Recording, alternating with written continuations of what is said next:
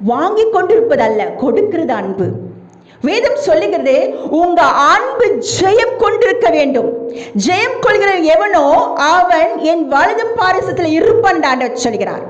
அப்ப அன்பு கூறின ஜெயம் உள்ள அன்பு. அன்பு எப்பொழுது ஜெயம் பெற்றுக்கொள்ளும்? எல்லோரும் ஜெயத்தை விரும்புகிறோம். பவுல் சொல்கிறார், கிறிஸ்துவின் அன்பை விட்டு என்னை பிரிப்பவன் யார்? ஹல்லேலூயா. அவர் நம்மிடத்தில் என்ன எதிர்பார்க்கிறார்? உங்களிடத்தில் என்ன எதிர்பார்க்கிறார்?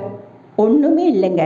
என் மகனே, என் மகளே, உன்னுடைய இருதயத்தை எனக்கு தா, வேறு ஒன்று வேண்டாம். உன் இருதயத்தை கொடுத்துரு. அப்படி என்றால் என்ன? வேதம் சொல்லுகிறது, தேவனிடத்தில் அன்பு கூறுவது சகலமும் நடக்கும். அப்ப தேவனிடத்தில் அன்பு கூறுங்கள் என்றால் என்ன?